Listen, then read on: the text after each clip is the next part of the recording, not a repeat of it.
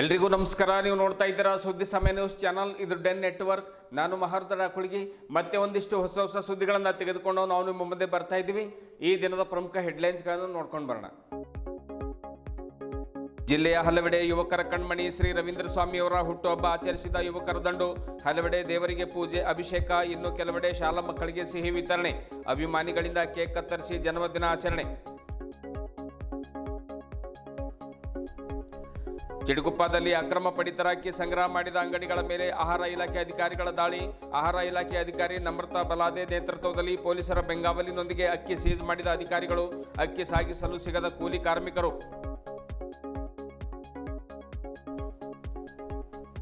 ಮಹಾನಗರ ಪಾಲಿಕೆ ಕಚೇರಿ ಇದ್ದ ಜಾಗದಲ್ಲೇ ಅಥವಾ ಸರ್ವಿಸ್ ಸ್ಟ್ಯಾಂಡ್ ಹತ್ತಿರ ನಿರ್ಮಿಸಿ ಶಾಪುರ್ ಗೇಟ್ ಬಳಿ ಸ್ಥಳಾಂತರಿಸಿದರೆ ಉಗ್ರ ಹೋರಾಟ ಮಾಡಲಾಗುವುದು. 15 ದಿವಸಗಳ ಗಡುವು ನೀಡುತ್ತಿದ್ದೇವೆ. ನಿರ್ಧಾರ ಕೈಗೊಳ್ಳದೇ ಇದ್ದರೆ ವಿವಿಧ ಸಂಘ ಸಂಸ್ಥೆಗಳೊಂದಿಗೆ ಹೋರಾಟ. ಹೊಸಳ್ಳಿ ಎಚ್ಚರಿಕೆ. ಫೆಬ್ರವರಿ 26ರಂದು ಮಾತೋಶ್ರೀ ರಮಾಬಾಯಿ ಅಂಬೇಡ್ಕರ್ ಅವರ 128ನೇ ಜಯಂತಿ ಕಾರ್ಯಕ್ರಮ. ಡಾಕ್ಟರ್ ಶಿವಕುಮಾರ್ ಬೆಂಗಳೂರು ಅವರಿಂದ ವಿಶೇಷ ಉಪನ್ಯಾಸ. ಹೆಚ್ಚಿನ ಸಂಖ್ಯೆಯಲ್ಲಿ ಪಾಲ್ಗೊಳ್ಳಲು ಮಹೇಶ್ ಗೋರ್ನಾಳ್ಕರ್ ಕರೆ. ಫೆಬ್ರವರಿ 28ರಂದು ಸವಿತಾ ನಾವಿ ಸಮಾಜದ ಸಭಾಂಗಣದಲ್ಲಿ ರಮಾಬಾಯಿ ಅಂಬೇಡ್ಕರ್ ಜಯಂತಿ ಉತ್ಸವ. ನಗರದ ಅಂಬೇಡ್ಕರ್ ವೃತ್ತದಲ್ಲಿ ಭಿತ್ತಿಪತ್ರ ಬಿಡುಗಡೆ ಮಾಡಿದ ಮುಖಂಡರು, ದಲಿತ ಪರ ಸಂಘಟನೆಗಳ ಪ್ರಮುಖರು ಹೆಚ್ಚಿನ ಸಂಖ್ಯೆಯಲ್ಲಿ ಪಾಲ್ಗೊಳ್ಳಲು ಕರೆ. ಇಂದಿನ ಒಂದಿಷ್ಟು ವಾರ್ತೆಗಳ ವಿವರಗಳನ್ನು ನೋಡ್ಕೊಂಡು ಬರೋಣ. ಯುವಕರ ಕಣ್ಮಣಿ, ಬಡವರ ಬಂಧು, ದೀನ ದುರ್ಬಲರ ಆಶಾಕಿರಣ, ನೊಂದವರ ಧ್ವನಿಯಾಗಿ ಸಮಾಜದಲ್ಲಿ ತನ್ನದೇ ಆದ ರೀತಿಯಲ್ಲಿ ಸಮಾಜ ಸೇವೆಯನ್ನು ಮಾಡ್ತಾ ಇರುವಂತಹ ಏಕ್ತಾ ಫೌಂಡೇಶನ್ ಸಂಸ್ಥಾಪಕ ಅಧ್ಯಕ್ಷರು ಹಾಗೂ ಜನನಾಯಕರಾಗಿರುವಂಥ ಶ್ರೀ ರವೀಂದ್ರ ಸ್ವಾಮಿಯವರ ಜನ್ಮದಿನದ ಪ್ರಯುಕ್ತವಾಗಿ ಜಿಲ್ಲೆಯ ಹಲವು ಕಡೆಗಳಲ್ಲಿ ಯುವಕರು ಸಿಹಿ ಹಂಚಿ ಸಂಭ್ರಮಪಟ್ಟರು. ಬೀದರ್ ತಾಲೂಕಿನ ಅತಿವಾಳ ಗ್ರಾಮದ ಹನುಮಾನ ಮಂದಿರದಲ್ಲಿ ಮಂದಿರಕ್ಕಾಗಿ ಕಾಣಿಕೆಯನ್ನು ನೀಡಿರುವಂತಹ ರವಿ ಸ್ವಾಮಿಯವರಿಗೆ ಶುಭವನ್ನು ಹಾರೈಸಿ ಸಾಗರ್ ಮಾಷಾಳ್ ಅವರಿಗೆ ದೇವರು ಆಯುಷ್ಯ ಆರೋಗ್ಯವನ್ನು ನೀಡಿ ಕಾಪಾಡಲೆಂದು, ರವೀಂದ್ರ ಸ್ವಾಮಿಯವರಿಗೆ ದೇವರು ಭಗವಂತ ಆಯುಷ್ಯ ಆರೋಗ್ಯ ನೀಡಿ ಕಾಪಾಡಲೆಂದು ಪೂಜೆ ಅಭಿಷೇಕವನ್ನು ಮಾಡಿಸಿದರೆ, ಔರಾ ತಾಲೂಕಿನ ಹೊಕ್ರಣ ಗ್ರಾಮದಲ್ಲಿ ಶಾಲಾ ಮಕ್ಕಳಿಗೆ ಸಿಹಿ ಹಂಚಿ ಅವರ ಅಭಿಮಾನಿ ಬಳಗದವರು ಸಾಮೂಹಿಕವಾಗಿ ಜನ್ಮದಿನದ ಶುಭಾಶಯಗಳನ್ನು ಮಕ್ಕಳಿಂದ ಕೋರಿಸಿದ್ದಾರೆ. ಜನ್ಮದಿನ ಆಚರಣೆಯನ್ನು ಈ ರೀತಿಯಲ್ಲಿ ಮಾಡಿದ್ದಾರೆ. ಇನ್ನು ಕಮಲಗರ್ ತಾಲೂಕಿನ ಹಾಲಳ್ಳಿ ಗ್ರಾಮದಲ್ಲಿ ರಿಯಾಲಿಟಿ ಶೋ ನಡೆಸುವಂಥ ಯುವಕ ಯುವತಿಯರು ಬೈಕ್ ಮೇಲೆ ಕೇಕನ್ನು ಕತ್ತರಿಸಿ ರವೀಂದ್ರ ಸ್ವಾಮಿಯವರ ಜನ್ಮದಿನವನ್ನು ಆಚರಣೆ ಮಾಡಿದ್ದು ವಿಶೇಷವಾಗಿತ್ತು.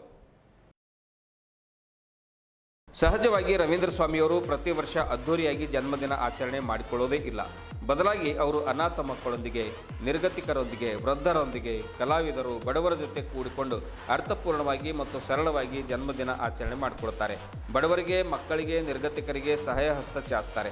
ಹೀಗಾಗಿ ಅವರ ಪರವಾಗಿ ಅನೇಕರು ಮಂದಿರಗಳಲ್ಲಿ ಪೂಜೆಯನ್ನು ಸಲ್ಲಿಸ್ತಾರೆ. ಯುವಕರು ವಿವಿಧ ಕಡೆಗಳಲ್ಲಿ ಹಣ್ಣು ಹಂಪಲುಗಳನ್ನು ವಿತರಣೆ ಮಾಡುವ ಮೂಲಕ ಜನ್ಮದಿನವನ್ನು ಆಚರಣೆ ಮಾಡ್ತಾರೆ. ಯುವಕರ ಅಣ್ಣ ಎಂದೇ ಪ್ರಖ್ಯಾತಿಯನ್ನು ಹೊಂದಿರುವಂಥ ರವೀಂದ್ರ ಸ್ವಾಮಿಯವರು ಸದಾ ಅವರ ಹೃದಯದಲ್ಲಿ ಬೆಳಗುವಂತಹ ಜ್ಯೋತಿಯಾಗಿದ್ದಾರೆ ಎಂದು ಹಲವರು ತಮ್ಮ ಅಭಿಪ್ರಾಯಗಳನ್ನು ಪಟ್ಟಿದ್ದಾರೆ. ಈ ಕುರಿತು ವಿವಿಧ ಕಡೆಗಳಲ್ಲಿ ರವೀಂದ್ರ ಸ್ವಾಮಿಯವರ ಜನ್ಮದಿನವನ್ನು ಯುವಕರು, ಮಕ್ಕಳು, ಶಾಲಾ ಮಕ್ಕಳು ಹಾಗೂ ಇನ್ನು ರಿಯಾಲಿಟಿ ಶೋ ಮಾಡ್ತಕ್ಕಂಥವರು, ಆಮೇಲೆ ಇನ್ನಿಷ್ಟು ಯುವಕ ಯುವತಿಯರು ಯಾವ ರೀತಿಯಾಗಿ ಒಂದು ಜನ್ಮದಿನವನ್ನು ಆಚರಣೆ ಮಾಡಿದ್ದಾರೆ ಅನ್ನುವಂಥದ್ದನ್ನು ಬನ್ನಿ ನೋಡ್ಕೊಂಡು ಬರೋಣ.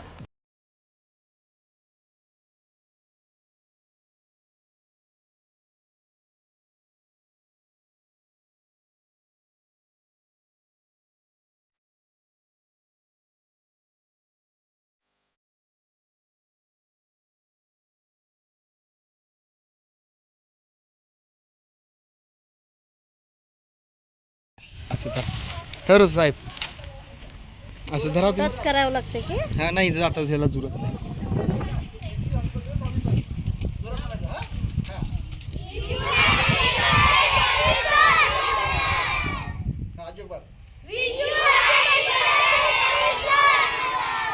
आता काय होतं सगळ्याचं thank you.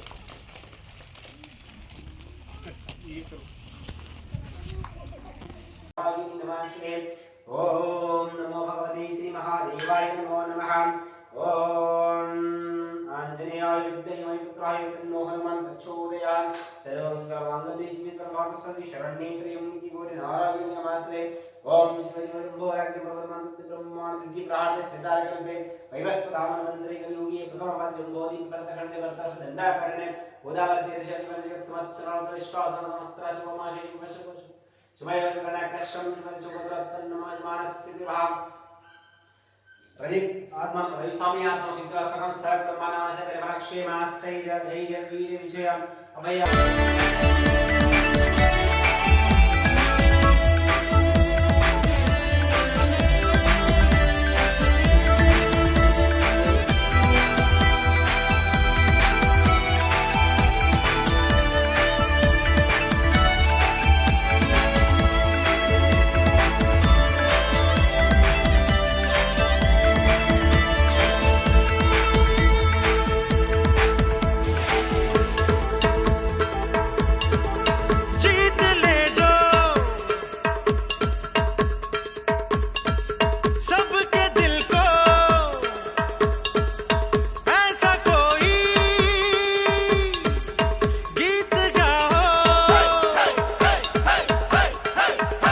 Happy birthday to you.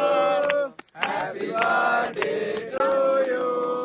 Happy birthday dear Ravi sir. Happy birthday to you.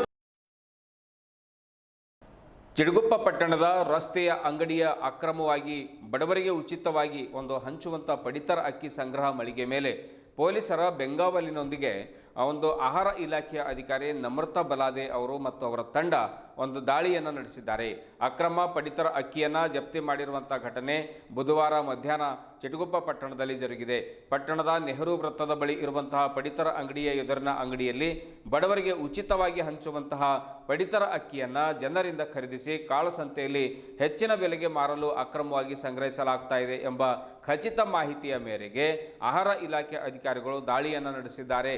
ಕಳೆದ 2 ದಿನಗಳ ಹಿಂದೆ ತಾಲೂಕಿನ ಕುಡಂಬಲ್ ಗ್ರಾಮದಲ್ಲಿ ಕೂಡ ಅಕ್ರಮ ಪಡಿತರ ಅಕ್ಕಿಯನ್ನು ಸಂಗ್ರಹಿಸಲಾಗಿತ್ತು. ಅಲ್ಲಿಯೂ ಕೂಡ ಅಂಗಡಿಗಳ ಮೇಲೆ ಆಹಾರ ಇಲಾಖೆ ಅಧಿಕಾರಿಗಳು ದಾಳಿಯನ್ನು ನಡೆಸಿ ಪ್ರಕರಣ ದಾಖಲಿಸಿರುವಂತಹ ಉದಾಹರಣೆ ನಮ್ಮ ಕಣ್ಣು ಮುಂದೆ ಇರುವಾಗ, ಅದು ಇನ್ನೂ ಹಸಿಯಾಗಿಯೇ ಇರುವಾಗ ಚಿಡಗುಪ್ಪ ಪಟ್ಟಣದಲ್ಲಿ ಒಂದು ದೊಡ್ಡ ಅಂಗಡಿಯಲ್ಲಿ ಸಾಕಷ್ಟು ಪಡಿತರ ಅಕ್ಕಿಯನ್ನು ಸಂಗ್ರಹ ಮಾಡಲಾಗಿತ್ತು. ಆಹಾರ ಇಲಾಖೆ ಅಧಿಕಾರಿಗಳಾಗಿರ್ತಕ್ಕಂತಹ ನಮ್ರತಾ ಬಲಾದೆಯವರು ಪೊಲೀಸರ ಬೆಂಗಾವಲಿನೊಂದಿಗೆ ನೇರವಾಗಿ ಒಂದು ಖಚಿತ ಮಾಹಿತಿಯ ಮೇರೆಗೆ ಅಂಗಡಿಗೆ ನುಗ್ಗಿ ಒಂದು ದಾಳಿಯನ್ನು ಮಾಡಿ ಪಡಿತರ ಅಕ್ಕಿಯನ್ನು ಸಂಗ್ರಹ ಮಾಡಿದ್ದಾರೆ. ಆದರೆ ದುರ್ದೈವ ಏನು ಅಂತಂದರೆ, ಯಾವ ಮಟ್ಟಿಗೆ ಈ ಪಡಿತರ ಅಕ್ಕಿಯ ಒಂದು ಕಾಳಸಂತೆ ಯಾವ ಮಟ್ಟಿಗೆ ಬೆಳೆದಿದೆ ಅಂತಂದರೆ, ಆ ಅಕ್ಕಿಯನ್ನು ಒಂದು ಟೆಂಪೋದಲ್ಲೋ ಆಟೋದಲ್ಲೋ ಸಂಗ್ರಹ ಮಾಡಲಿಕ್ಕೂ ಕೂಡ ಒಂದು ಕಾರ್ಮಿಕರು ಸಿಗದಂತಹ ರೀತಿಯಲ್ಲಿ ಆ ಒಂದು ಕಾಳಸಂತೆಯಲ್ಲಿ ಮಾರಾಟ ಮಾಡತಕ್ಕಂಥ ವ್ಯಕ್ತಿಗಳು ನೋಡಿಕೊಂಡಿರುವಂಥದ್ದು ನಿಜಕ್ಕೂ ಕೂಡ ಒಂದು ದುರ್ದೈವದ ಸಂಗತಿ. ಸೊ ಇಂಥ ಸಂದರ್ಭದಲ್ಲಿ ಆಹಾರ ಇಲಾಖೆ ಅಧಿಕಾರಿಗಳು ಒಂದು ಒಳ್ಳೆ ಕೆಲಸ ಮಾಡಿದ್ದಾರೆ ಎನ್ನುವಂಥ ಮಾತು ಕೂಡ ಸಾರ್ವಜನಿಕ ವಲಯದಲ್ಲಿ ಸಾಕಷ್ಟು ಕೇಳಿ ಬರ್ತಾ ಇದೆ. ತಾಲೂಕಿನಲ್ಲಿ ಅಕ್ರಮವಾಗಿ ಪಡಿತರ ಅಕ್ಕಿ ಸಂಗ್ರಹ ಹಾಗೂ ಹೊರ ರಾಜ್ಯಕ್ಕೆ ಸಾಗಿಸುವ ದೊಡ್ಡ ಮಟ್ಟದ ಜಾಲ ಸಕ್ರಿಯವಾಗಿದ್ದು, ಯಾರ ಭಯವಿಲ್ಲದೆ ಬಡವರ ಅಕ್ಕಿಯನ್ನು ಕಾಳಸಂತೆಯಲ್ಲಿ ಮಾರಾಟ ಮಾಡಲಾಗ್ತಾ ಇದೆ. ತಾಲೂಕಿನ ಪ್ರತಿ ಗ್ರಾಮದಲ್ಲಿ ಈ ಅಕ್ರಮ ಕೂಟದ ಸಕ್ರಿಯ ಸದಸ್ಯರಿದ್ದು, ಬಡವರಿಂದ ಕಡಿಮೆ ಬೆಲೆಗೆ ಅಕ್ಕಿ ಸಂಗ್ರಹ ಮಾಡಿ ಒಂದೆಡೆ ಕೂಡಿಟ್ಟು ಹೊರ ರಾಜ್ಯಕ್ಕೆ ಸಾಗಿಸಲಾಗ್ತಾ ಇದೆ ಎನ್ನುವಂಥ ಗಂಭೀರ ಆರೋಪ ಕೇಳಿ ಬರ್ತಾ ಇದೆ. ಆಹಾರ ಇಲಾಖೆ ಅಧಿಕಾರಿಗಳು ಅಕ್ರಮ ಅಕ್ಕಿ ಸಂಗ್ರಹಿಸುವಂಥ ಸಣ್ಣ ವ್ಯಾಪಾರಿಗಳ ಮೇಲೆ ದಾಳಿಯನ್ನು ನಡೆಸಿ ಪ್ರಕರಣ ದಾಖಲಿಸ್ತಾ ಇದ್ದಾರೆ. ಈ ಜಾಲದ ಪ್ರಮುಖ ರೂವಾರಿಯನ್ನು ರಕ್ಷಣೆ ಮಾಡ್ತಾ ಇದ್ದಾರೆ ಎಂಬ ಆರೋಪ ಕಳೆದ 2 ದಿನಗಳ ಹಿಂದೆ ದಾಳಿ ನಡೆದ ಕುಡಂಬಲ್ ಗ್ರಾಮಸ್ಥರು ಆರೋಪ ಮಾಡಿದ್ರು. ಕಠಿಣ ಕ್ರಮ ಜರುಗಿಸುವಂತೆ ಸರ್ಕಾರಕ್ಕೆ ಆಗ್ರಹ ಕೂಡ ಮಾಡಿದ್ದಾರೆ. ದಾಳಿ ಮಾಡಿದ ಸಂದರ್ಭದಲ್ಲಿ ಅಕ್ರಮ ಪಡಿತರ ಅಕ್ಕಿಯನ್ನು ಅಂಗಡಿಯಿಂದ ಪೊಲೀಸ್ ಠಾಣೆಗೆ ತೆಗೆದುಕೊಂಡು ಹೋಗಲು ಆಹಾರ ಇಲಾಖೆ ಅಧಿಕಾರಿಗಳಿಗೆ ಕೂಲಿ ಆಳುಗಳು ಸಿಗದಂತೆ ಅಕ್ರಮ ಪಡಿತರ ಅಕ್ಕಿ ಸಾಗಾಟ ಜಾಲದ ಸದಸ್ಯರು ನೋಡಿಕೊಂಡಿದ್ದಾರೆ. ದಾಳಿ ನಡೆದು ಸುಮಾರು 1 ಗಂಟೆಗೆ ಹೆಚ್ಚು ಕಾಲ ಆದರೂ ಕೂಡ ಅಕ್ರಮ ಅಕ್ಕಿಯನ್ನು ವಾಹನಕ್ಕೆ ಸಾಗಿಸಲು ಯಾರೊಬ್ಬರು ಕೂಡ ಕೂಲಿ ಆಳುಗಳು ಸಿಗದಂತೆ ಮಾಡಿರುವುದು ಈ ಜಾಲದ ಪ್ರಭಾವವನ್ನು ತೋರಿಸ್ತದೆ ಎಂದು ದಾಳಿ ಸಮಯದಲ್ಲಿ ಸ್ಥಳದ ಅಕ್ಕಪಕ್ಕದಲ್ಲಿರುವಂಥ ಸಾರ್ವಜನಿಕರು ತೀವ್ರ ಅಸಮಾಧಾನವನ್ನು ಕೂಡ ಹೊರಹಾಕಿದ್ದಾರೆ.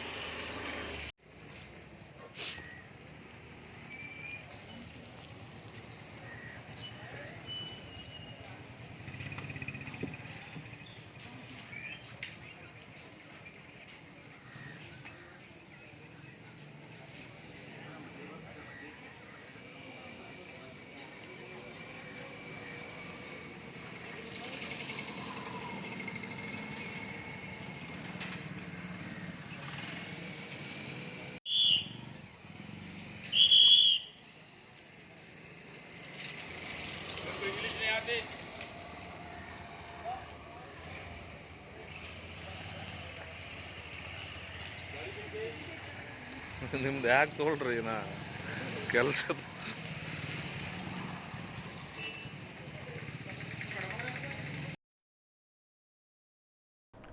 ಇನ್ನು ಬೀದರ್ ಮಹಾನಗರ ಪಾಲಿಕೆ ವಿಷಯಕ್ಕೆ ನಾವು ಬಂದಾಗ ನೂತನವಾಗಿ ಏನು ಮಹಾನಗರ ಪಾಲಿಕೆ ಕಟ್ಟಡ ಕಚೇರಿ ನಗರದ ಹೊರವಲಯದಲ್ಲಿರ್ತಕ್ಕಂಥ ಶಾಪುರ್ ಗೇಟ್ ಬಳಿ ಸ್ಥಳಾಂತರಿಸಬೇಕು ಅನ್ನುವಂಥ ಏನು ನಿರ್ಧಾರ ಕೈಗೊಂಡಿದ್ದಾರೆ ಮಹಾನಗರ ಪಾಲಿಕೆಯವರು.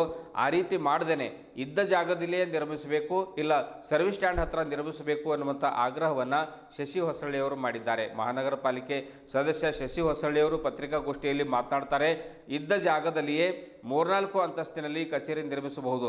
ಆದರೆ ಪೌರಾಡಳಿತ ಸಚಿವ ರಹೀಂ ಖಾನ್ ಅವರು, ಹಾಲಿ ಮಹಾನಗರ ಪಾಲಿಕೆ ಅಧ್ಯಕ್ಷ ಮೊಹಮ್ಮದ್ ಗೌಸ್ ಅವರು ಹಾಗೂ ಇತರೆ ಕಾಂಗ್ರೆಸ್ ಸದಸ್ಯರ ಒಂದು ಜಮೀನು ಇದೆ, ಆ ಶಾಪುರ್ ಗೇಟ್ ಹತ್ರ ಜಮೀನುಗಳಿವೆ, ಅವುಗಳಿಗೆ ಹೆಚ್ಚಿನ ಬೆಲೆ ಬಂದು ಒಂದು ಲಾಭ ಮಾಡ್ಕೊಳ್ಬೇಕು ಅನ್ನುವಂಥ ಒಂದು ಉದ್ದೇಶದಿಂದ ಈ ಮಹಾನಗರ ಪಾಲಿಕೆ ಕಚೇರಿಯನ್ನು ಶಾಪುರ್ ಗೇಟ್ ಕಡೆ ಒಂದು ಶಿಫ್ಟ್ ಮಾಡಬೇಕು ಅನ್ನುವಂಥ ಹುನ್ನಾರ ನಡೆಸ್ತಾ ಇದ್ದಾರೆ ಎನ್ನುವಂಥ ಒಂದು ಗಂಭೀರ ಆರೋಪವನ್ನು ಶಶಿ ಹೊಸಳ್ಳಿಯವರು ಮಾಡ್ತಾ ಇದ್ದಾರೆ. ಪಾಲಿಕೆಯಲ್ಲಿ ಕಾಂಗ್ರೆಸ್ ಪಕ್ಷಕ್ಕೆ ಬಹುಮತ ಇದೆ ಎನ್ನುವಂತಹ ಒಂದು ಅಹಂಕಾರದೊಂದಿಗೆ ಏಕಸ್ವಾಮ್ಯವಾಗಿ ವರ್ತಿಸ್ತಾ ಇರುವಂಥ ಕೈಪಡೆಯವರು ಸಾರ್ವಜನಿಕರ ಹಿತ ಚಿಂತಿಸದೆ ಚಿಂತನೆ ಮಾಡದೆ ಬರೀ ಹಣ ಹೊಡೆಯುವ ಹುನ್ನಾರವನ್ನು ನಡೆಸ್ತಾ ಇದ್ದಾರೆ ಎನ್ನುವಂಥ ಆರೋಪವನ್ನು ಕೂಡ ಅವರು ಮಾಡಿದರು. ನಗರದ ನೂರ್ ಕಾಲೇಜು ಎದುರಿರುವ ಪಾಲಿಕೆ ವ್ಯಾಪ್ತಿಯಲ್ಲಿರುವಂಥ 10 ಎಕರೆ ಜಮೀನಿನಲ್ಲಿ ಬರೀ 8 ಎಕರೆ ಜಮೀನಿಗೆ ಕಾಂಪೌಂಡ್ ಹಾಕಲಾಗಿದೆ. 2 ಎಕರೆ ಬಗ್ಗೆ ಯಾವುದೇ ಸ್ಪಷ್ಟತೆ ಇಲ್ಲದಂತಾಗಿದೆ. ಹೀಗೆ ಕಾಂಗ್ರೆಸ್ ಸದಸ್ಯರು ತಮ್ಮ ಮನಸ್ಸಿಗೆ ಬಂದಂತೆ ವರ್ತಿಸುತ್ತಿರುವುದನ್ನು ನಗರದ ಜನ ಗಮನಿಸ್ತಾ ಇದ್ದಾರೆ ಎನ್ನುವಂಥ ಮಾತನ್ನು ಕೂಡ ಹೊಸಳ್ಳಿ ಹೇಳಿದರು. ಬೋವಿ ಸಮಾಜಕ್ಕೆ ಸೇರಿದ ಅತ್ಯಂತ ಹಳೆಯ ಮಠವಾದ ನಿರಂಜನ ಸ್ವಾಮಿ ಮಠದ ಜಾಗವನ್ನು ವಕ್ಫ್ ಆಸ್ತಿ ಎಂದು ಘೋಷಿಸಬೇಕೆಂದು MIM ಸದಸ್ಯರೊಬ್ಬರ ಮಾತಿಗೆ ಮೆಲುಕು ಹಾಕಿದ ಆಡಳಿತ ಪಕ್ಷದ ಸದಸ್ಯರು ಅದನ್ನು ವಕ್ಫ್ ಆಸ್ತಿ ಎಂದು ಘೋಷಿಸಲು ಮುಂದಾಗಿದ್ದರು. ಎಲ್ಲೆಡೆ ವ್ಯಾಪಕ ವಿರೋಧ ಕೇಳಿಬಂದ ಹಿನ್ನೆಲೆ ಆ ಆದೇಶ ವಾಪಸ್ಸು ಪಡೆದಿರುವುದಕ್ಕೆ ಸಮಾಧಾನವಿದೆ ಎನ್ನುವಂಥ ಮಾತನ್ನು ಕೂಡ ಹೇಳಿದರು. ನಗರವಾಸಿಗಳಿಗೆ ಕುಡಿಯುವ ನೀರಿಲ್ಲ, ನಿರಂತರ ವಿದ್ಯುತ್ ಇಲ್ಲ, ಒಳಚರಂಡಿ ಇತ್ಯಾದಿ ಮೂಲಭೂತ ವ್ಯವಸ್ಥೆ ಬಗ್ಗೆ ತಲೆಕೆಡಿಸಿಕೊಳ್ಳದ ಆಡಳಿತಾರೂಢ ಸದಸ್ಯರು ಹಣದ ಹಿಂದೆ ಬಿದ್ದ ಕಾರಣ ಅಭಿವೃದ್ಧಿ ಮರೀಚಿಕೆಯಾಗಿದೆ ಎಂದು ಕುಟುಕಿದ ಶಶಿ ಹೊಸಳ್ಳಿಯವರು ಶಾಪುರ್ ಗೇಟ್ ಬಳಿ ನಿರ್ಮಿಸಲು ಉದ್ದೇಶಿಸಿರುವಂಥ ಮಹಾನಗರ ಪಾಲಿಕೆ ಕಚೇರಿಯನ್ನು ಸ್ಥಳಾಂತರಿಸದೇ ಇದ್ದ ಜಾಗದಲ್ಲಿ ನಿರ್ಮಿಸಿ ಒಂದು ಸದ್ಯ ಇರುವಂಥ ಜಾಗದಲ್ಲೇ ನಿರ್ಮಿಸಬೇಕು, ಇಲ್ಲ ಆದರೆ 15 ದಿವಸದ ಒಳಗೆ ಎಲ್ಲ ಸಮುದಾಯದ ಮುಖಂಡರ ಜೊತೆ ಚರ್ಚಿಸಿ ಹೋರಾಟಕ್ಕಿಳಿಬೇಕಾಗ್ತದೆ ಅನ್ನುವಂಥ ಎಚ್ಚರಿಕೆ ಕೂಡ ನೀಡ್ತಾರೆ. ಪಾಲಿಕೆ ಇನ್ನೋರ್ವ ಹಿರಿಯ ಸದಸ್ಯರಾದ ರಾಜಾರಾಮ್ ಚಿಟ್ಟ ಮಾತನಾಡಿ, ಬೊಮ್ಮಗೋಣೇಶ್ವರ ವೃತ್ತದ ಬಳಿ ಜಾಬ್ಶೆಟ್ಟಿ ಕಾಂಪ್ಲೆಕ್ಸ್ನಿಂದ ಗುಂಪಾ ರಿಂಗ್ ರಸ್ತೆ, ಅಲ್ಲಿಂದ ಹೈದರಾಬಾದ್ ರಸ್ತೆವರೆಗೆ ವಿದ್ಯುತ್ ದೀಪ ವ್ಯವಸ್ಥೆ ಇಲ್ಲದೆ ಕತ್ತಲು ಆವರಿಸಿದೆ. ಈಗ ಕೆಲವೆಡೆ 20 ಕಂಬಗಳನ್ನು ಹಾಕಲಾಗಿದೆ. ಉಳಿದ ಪೂರ್ಣ ಪ್ರಮಾಣದ ವಿದ್ಯುತ್ ದೀಪಗಳ ಕಂಬಗಳನ್ನು ಅಳವಡಿಸುವಂತೆ ಅವರು ಆಗ್ರಹ ಮಾಡ್ತಾರೆ. ಪಾಲಿಕೆ ಸದಸ್ಯರಾದ ರಾಜು ಚಿಂತಾಮಣಿ ಕೂಡ ಮಾತನಾಡ್ತಾರೆ. ಸದಸ್ಯರಾದ ಶಿವಕುಮಾರ್ ಬಾವಿಕಟ್ಟಿ, ಪ್ರಭು ಪ್ರಧಾನ್, ಅಭಿ ಕಾಳೆ, ಸಂತೋಷ್ ಪಾಟೀಲ್, ಸಂಗಮೇಶ್ ಹಾಗೂ ಇನ್ನೋರ್ವ ಸಂಗಮೇಶ್ ಅವರು ಆಮೇಲೆ ಇನ್ನಿತರರು ಪತ್ರಿಕಾಗೋಷ್ಠಿಯಲ್ಲಿ ಹಾಜರಿದ್ದರು. ಬರುವಂಥ ಒಂದು ವಾರದೊಳಗಾಗಿ ಈಗ ಬರುವಂಥ ಬಜೆಟ್ ಮೀಟಿಂಗ್ ಒಳಗಾಗಿ ಆ ಪ್ರಸ್ತಾವನೆ ತಿರಸ್ಕಾರ ಮಾಡಿ ಜನಾಭಿಪ್ರಾಯ ತಗೊಂಡು ಕಚೇರಿ ಮಾಡ್ಲಿಕ್ಕೆ ನೀವು ಪ್ರಯತ್ನ ಮಾಡಬೇಕು. ಮಧ್ಯಭಾಗದಾಗ ಮಾಡಲಿಕ್ಕೆ ಇಲ್ಲ ಅಂದ್ರೆ ನಾವು ಈ ಭಾಗ ಬಂದ್ ಮಾಡ್ತೇವೆ. ಇವತ್ತು ಇಡೀ ನೌಬಾದ್, ಚೊಂಡಿ, ಚೌಳಿ, ಅಲಿಯಾಬಾದ್ನಿಂದ ಗುಂಪವರೆಗೆ ಎಲ್ಲ ಭಾಗಗಳು ಬಂದ್ ಮಾಡಿ ನಾವು ತೀವ್ರವಾದಂಥ ಹೋರಾಟ ಮಾಡಬೇಕಾಗ್ತದೆ ಅನ್ನುವಂಥ ಎಚ್ಚರಿಕೆ ಕೂಡ ಇವತ್ತು ನಾವು ರಾಜ್ಯ ಸರ್ಕಾರಕ್ಕೆ ಮತ್ತು ಇಲ್ಲಿಂದ ಮಹಾನಗರ ಪಾಲಿಕೆ ಕೊಡ್ತೇವೆ. ಮೆಜಾರಿಟಿ ಒಂದೇ ಮುಖ್ಯ ಅಲ್ಲ, ಜನಾಭಿಪ್ರಾಯ ಮಾಡಬೇಕು. ಇವತ್ತೇನು ಹೇಳ್ತೀರಿ, 1 ಎಕರೆ ಸಾಲಲ್ಲ, 2 ಎಕರೆ ಸಾಲಲ್ಲ. ಹೌದು, ಇವತ್ತು 3 ಭಾಗ ಆಗ್ಯಾವ. 2 ಜೋನಲ್ ಆಫೀಸ್ ಆಗ್ಯಾವ, ಜೋನಲ್ ಕಮಿಷನರ್. ಒಂದು ಗಾಂಧಿಗಂಜ್ನಲ್ಲಿ ಆಗ್ಯದ, ಒಂದು ಹಳೆ ಅಂಬೇಡ್ಕರ್ ಸರ್ಕಲ್ ಅಲ್ಲಿರುವಂಥ ನಮ್ಮ ಹಳೆ ಕಚೇರಿಯಲ್ಲಿ ಆಗ್ಯದ. ಈಗ ಇದ್ದೇ ಆಫೀಸಿಗೆ ಜನ ಬರಲ್ಲ, ಅಲ್ಲಿ ಬರೀ ಕಾರ್ಪೊರೇಟರು, ಇಂಜಿನಿಯರು, ಕಮಿಷನರ್ ಇಷ್ಟೇ ಜನ ಬರ್ತಾರೆ. ಉಳಿದಿದ್ದೆಲ್ಲ ಕಾರ್ಯಗಳು ಜೋನಲ್ ಆಫೀಸ್ನಾಗ ನಡೀತಾವೆ. ಅದಕ್ಕೆ ನಾವು ಒಂದು ಹೋರಾಟ ಸಮಿತಿಯನ್ನು ಬರುವಂಥ ಮುಂದಿನ ವಾರದಲ್ಲಿ ಬೀದರ್ ನಗರದ ಅನೇಕ ಹಿರಿಯರನ್ನು ಒಳಗೊಂಡು, ಅನೇಕ ಹೋರಾಟಗಾರರನ್ನು ಒಳಗೊಂಡು ಒಂದು ಹೋರಾಟ ಸಮಿತಿಯನ್ನು ರಚನೆ ಮಾಡ್ತೇವೆ. ಅದರ ಹೋರಾಟ ನಾವು ಸದನದ ಒಳಗೂ ನಮ್ಮ ಮಹಾನಗರ ಪಾಲಿಕೆ ಒಳಗೂ ಮಾಡ್ತೇವೆ ಮತ್ತು ಹೊರಗೂ ಮಾಡ್ತೇವೆ ಅನ್ನುವಂಥ ಎಚ್ಚರಿಕೆಯನ್ನು ನೀಡಿ ನಮ್ಮ ಹಿರಿಯ ಸದಸ್ಯರಾದಂಥ ರಾಜಾರಾಮ್ ಅವರು 1-2 ಮಾತಾಡ್ಬೇಕಂತೇಳಿ ಅವ್ರ ಮೇಲೆ ಮನವಿ ಮಾಡ್ತೇವೆ.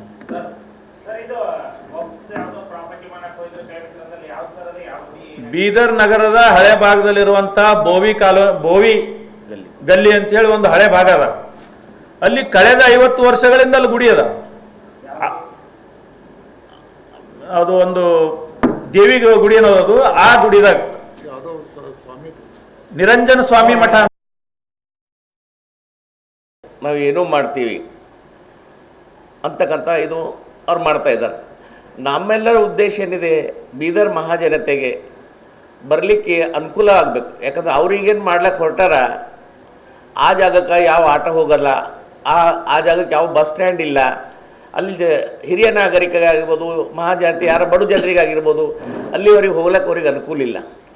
ಆ ಉದ್ದೇಶ ಜನರಿಗೆ ಅನುಕೂಲ ಆಗೋ ಉದ್ದೇಶದಿಂದ ನಾವು ಸೆಂಟ್ರಲ್ ಸಿಟಿಯಲ್ಲಿ ಅವ್ರಿಗೆ ಮಾಡಿರಿ ಅಂತ ಹೇಳ್ತಾ ಇದ್ವಿ. ಇದೇ ಆಫೀಸ್ ಅದೇ ಆಫೀಸ್ ಅಂತಿಲ್ಲ. ಆಫೀಸ್ ಸಣ್ಣದಿದ್ರೂ 3-4 ಅಂತಸ್ತು ಮಾಡ್ಬೋದು. ಈಗ ನಾವು ಸರ್ವಿಸ್ ಸ್ಟ್ಯಾಂಡ್ ಏನು ಹೇಳ್ತಾ ಇದ್ದೆವು, ಸಣ್ಣದಿದ್ರೂ ಅದಕ್ಕೆ 3-4 ಅಂತಸ್ತು ಮಾಡಿದ್ರೆ ಜನರು ಬರ್ತಾರೆ.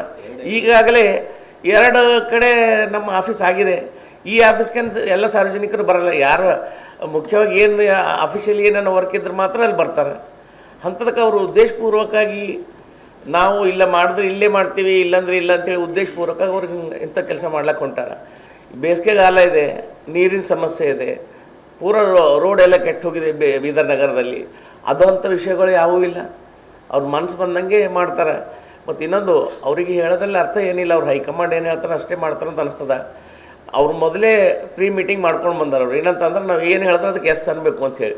ನಮ್ದು ಯಾವುದೂ ನಿಮ್ಮ ಮೆಜಾರಿಟಿ ಕೈ ಎತ್ತರಿ ಅಂತ ಹೇಳ್ತಾರೆ ಅವರು ಎಲ್ಲ ವಿಷಯ. ಬೇರೆ ವಿಷಯ ಬಂದಾಗ ಇಲ್ಲ ನಾವೆಲ್ಲರೂ ಕೂಡ ಎಲ್ಲ 35 ಸದಸ್ಯರು ಒಂದೇ ರೀ ಅಂತ ಹೇಳ್ತಾರೆ. ಮೀಟಿಂಗ್ನಾಗ ಬಂದಾಗ ಮಾತ್ರ ಅಲ್ಲ, ಈ ಉರ್ದುನಲ್ಲಿ ಹೆಸರು ಹಾಕ್ರಿ, ಮರಾಠಿನಲ್ಲಿ ಹೆಸರು ಹಾಕ್ರಿ, ಯಾಕೆ ಬೇಕ್ರಿ ಅದೆಲ್ಲ? ಎರಡು ನಾವು ಕರ್ನಾಟಕದಲ್ಲಿದ್ದೆ, ಒಂದು ಕನ್ನಡ ಇಂಗ್ಲೀಷು ಮೊದಲಿನಿಂದ ನಗರಸಭೆ ಯಾವಾಗಿದೆ ಅವಾಗಿನ ಹಿಡಿದು ಹೊಂಟದ. ಈಗ ಉರ್ದುದಾಗ ಹಾಕ್ರಿ, ಉರ್ದು ಹಾಕ್ರಿ, ತೆಲುಗು ಹಾಕ್ರಿ, ಮರಾಠಿ ಹಾಕ, ಅದ್ರಿಂದ ಜನರಿಗೇನು ಉಪಯೋಗ ಅದ? ಜನರೇನು ನಿರೀಕ್ಷೆ ಮಾಡ್ಲತ್ತಾರ?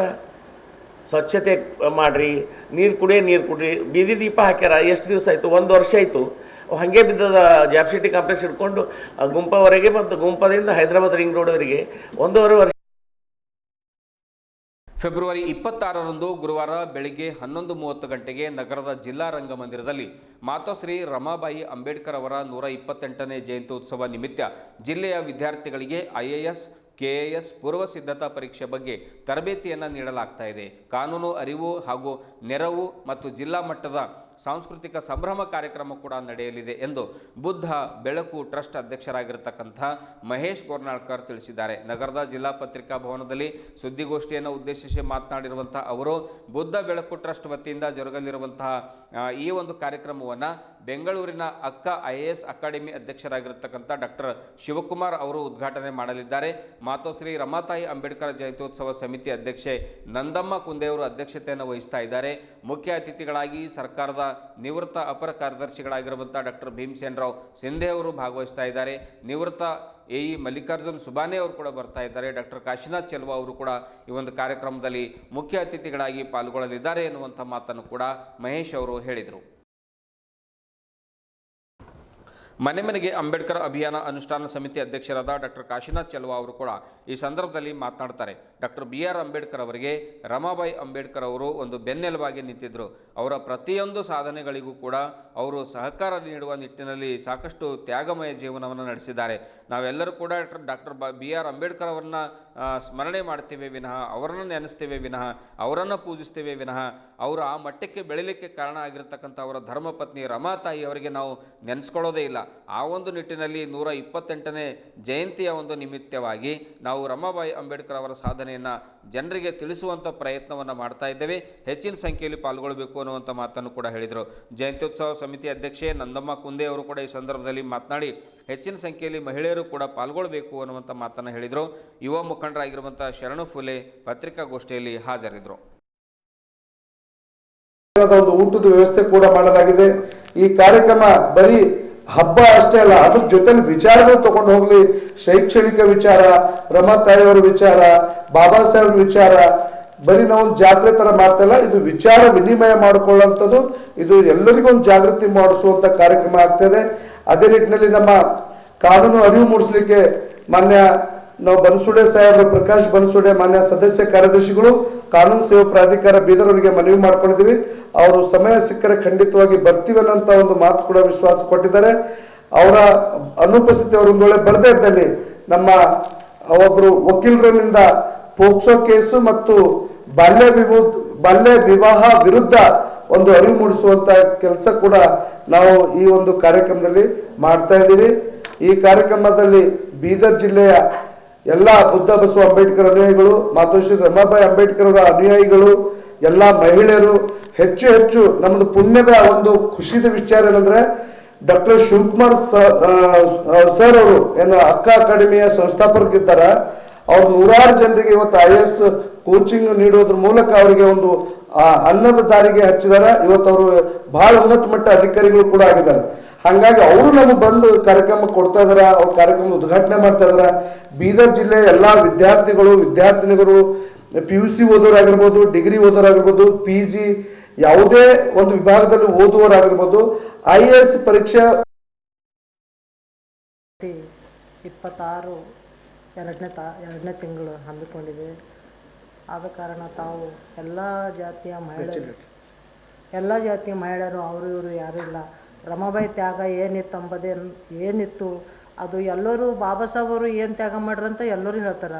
ರಮಾಬಾಯಿ ತ್ಯಾಗ ಮಾಡ್ರಂತೇಳಿ ಇನ್ನೂವರೆಗೆ ಎಲ್ಲಿ ಯಾವ ಫಂಕ್ಷನ್ದಾಗ ಹೇಳಿಲ್ಲ. ನಮ್ಮ ಆಸೆ ಏನು, ರಮಾತಾಯಿ ತ್ಯಾಗ ನಮ್ಮ ಮಹಿಳೆಯರ ತನ ಮುಟ್ಲಿ. ಒಂದು ಮಹಿಳೆ ಸುಧಾರಿದ್ರೆ ಒಂದು ಮನೆ ಸುಧಾರಿಸ್ತದ, ಒಂದು ಮನೆ ಸುಧಾರಿಸಿದ್ರೆ ಒಂದು ಊರು ಸುಧಾರಿಸ್ತದೆ, ಒಂದು ಊರು ಸುಧಾರಿದ್ರೆ ಒಂದು ದೇಶ ಸುಧಾರಿಸ್ತದೆ ಅಂತಂಬುದೇ ನಮ್ಮ ಆಸೆ. ಅದ್ರ ಕಡೆದು ನಾವು ರಮಾಬಾಯಿ ಅಂಬೇಡ್ಕರ್ ಜಯಂತಿ ಕಾರಣಕ್ಕಾಗಿ ನಮ್ಮ ಎಲ್ಲ ಮಹಿಳೆಯರಿಗೆ ಕರೆಸಿ ದೊಡ್ಡ ಇದರಲ್ಲಿ ನಾವು ಕಾರ್ಯಕ್ರಮ ಮಾಡ್ತಾಯಿದ್ದೇವೆ. ದಯವಿಟ್ಟು ಎಲ್ಲ ಮಹಿಳೆಯರು ನಮ್ಮ ಕಾರ್ಯಕ್ರಮಕ್ಕೆ ಬಂದು ರಮಾಬಾಯಿ ಅಂಬೇಡ್ಕರ್ ಜಯಂತಿ ದೊಡ್ಡ ಮಟ್ಟದಲ್ಲಿ ಮಾಡಬೇಕೆಂಬ ನಮ್ಮ ಆಸೆ ಬರಬೇಕಂತ ತಮ್ಮಲ್ಲೆಲ್ಲ ವಿನಂತಿ. ಫೆಬ್ರವರಿ 28ರಂದು ಬೆಳಿಗ್ಗೆ 11 ಗಂಟೆಗೆ ನಗರದ ಅಂಬೇಡ್ಕರ್ ವೃತ್ತದ ಸಮೀಪದಲ್ಲಿರುವಂತಹ ಸರಸ್ವತಿ ಶಾಲೆಯ ಪಕ್ಕದಲ್ಲಿರುವಂತಹ ನಾವಿ ಸಮಾಜ, ಸವಿತಾ ನಾವಿ ಸಮಾಜದ ಒಂದು ಮೇಲ್ಭಾಗದಲ್ಲಿರುವಂಥ ಒಂದು ಸಭಾಂಗಣದಲ್ಲಿ ಮಾತೋಶ್ರೀ ರಮಾಬಾಯಿ ಅಂಬೇಡ್ಕರ್ ಅವರ 128ನೇ ಜಯಂತಿ ಉತ್ಸವವನ್ನು ಆಚರಣೆ ಮಾಡಲಾಗ್ತಾ ಇದೆ. ಆದ್ದರಿಂದ ಸಾರ್ವಜನಿಕರು ಹೆಚ್ಚಿನ ಸಂಖ್ಯೆಯಲ್ಲಿ ಪಾಲ್ಗೊಳ್ಳಬೇಕು ಎನ್ನುವಂಥ ಮಾತನ್ನು ರಾಹುಲ್ ಡಾಂಗೆ ಅವರು ತಿಳಿಸಿದ್ದಾರೆ.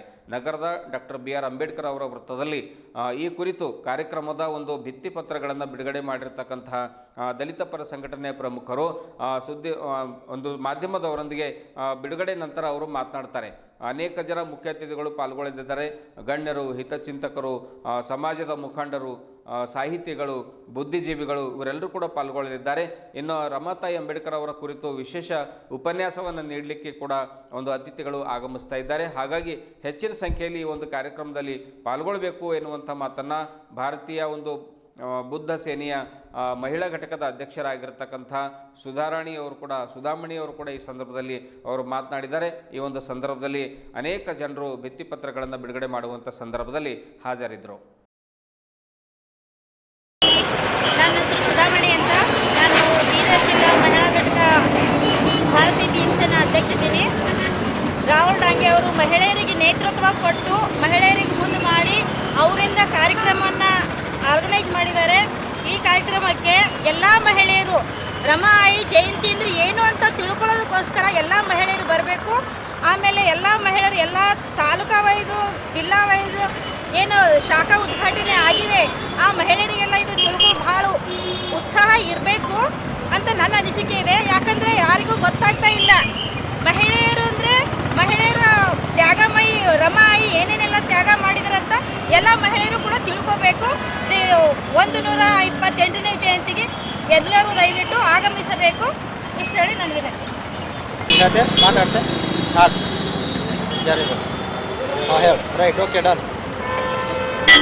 ಪರಮ ಪೂಜ್ಯ ಬೋಧಿತತ್ವ ಸಂವಿಧಾನ ಶಿಲ್ಪಿ ಡಾಕ್ಟರ್ ಬಾಬಾ ಸಾಹೇಬ್ ಅಂಬೇಡ್ಕರ್ ಅವರ ಪಾದಕ್ಕೆ ನೇಮಿಸುತ್ತಾ ಜೈ ಭೀಮ್ ಗರ್ಜ ಸಮಿತಿ ಕರ್ನಾಟಕ ವತಿಯಿಂದ ಏನು ನಾವು ಪ್ರತಿ ವರ್ಷ ಅಕ್ಷರದವ್ವ ಮಾತಾಶ್ರೀ ಸಾವಿತ್ರಿಬಾಯಿ ಫುಲೆ ಜಯಂತಿ ಕಾರ್ಯಕ್ರಮ ಮಾಡ್ತಾ ಇದ್ದೀವಿ. ಅದೇ ಒಂದು ನಿಟ್ಟಿನಲ್ಲಿ ಜೈ ಭೀಮ್ ಗರ್ಜ ಸಮಿತಿ ಕರ್ನಾಟಕದ ವತಿಯಿಂದ ಬೀದರ್ ನಗರದ ಅಂಬೇಡ್ಕರ್ ಸರ್ಕಲ್ ಹತ್ತಿರ ಇರತಕ್ಕಂಥ ಸವಿತಾ ನಾವಿ ಸಮಾಜದಲ್ಲಿ ರಮಾಬಾಯಿ ಅಂಬೇಡ್ಕರ್ ಅವರ 128ನೇ ಜಯಂತಿ ಉತ್ಸವ ಕಾರ್ಯಕ್ರಮವನ್ನು ಹಮ್ಮಿಕೊಂಡಿದ್ದೇವೆ.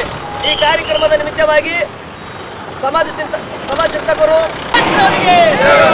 ಬಾಬಾ ಸಾಹೇಬ್ ಅಂಬೇಡ್ಕರ್ ಅವರಿಗೆ, ತ್ಯಾಗಮಯಿ ರಮಾಬಾಯಿ ಅಂಬೇಡ್ಕರ್ ಅವರಿಗೆ, ತ್ಯಾಗಮಯಿ ರಮಾಬಾಯಿ ಅಂಬೇಡ್ಕರ್ ಅವರಿಗೆ ಜೈ ಜೈ ಜೈ ಜೈ ಜೈ ಭೀಮ್, ಜೈ ಭೀಮ್, ಜೈ ಭೀಮ್, ಜೈ ಜೈ ಜೈ ಜೈ ಜೈ ಭೀಮ್, ಜೈ ಭೀಮ್, ಜೈ ಭೀಮ್. जब तक सूरज चांद रहेगा बाबा तेरा नाम रहेगा, जब तक सूरज चांद रहेगा बाबा तेरा नाम रहेगा. बाबा साहब अंबेडकर ಅವರಿಗೆ ಜೈ, ಬಾಬಾ ಸಾಹೇಬ್ ಅಂಬೇಡ್ಕರ್ ಅವರಿಗೆ ಜೈ, ಭೀಮ ಭಗವಾನ್ ಕೆ ಜೈ, ಭೀಮ ಭಗವಾನ್ ಕೆ ಜೈ, ತ್ಯಾಗಮಯಿ ರಮಾಬಾಯಿ ಅಂಬೇಡ್ಕರ್ ಅವರಿಗೆ 128ನೇ ರಮಾಬಾಯಿ ಜಯಂತಿ ಉತ್ಸವಕ್ಕೆ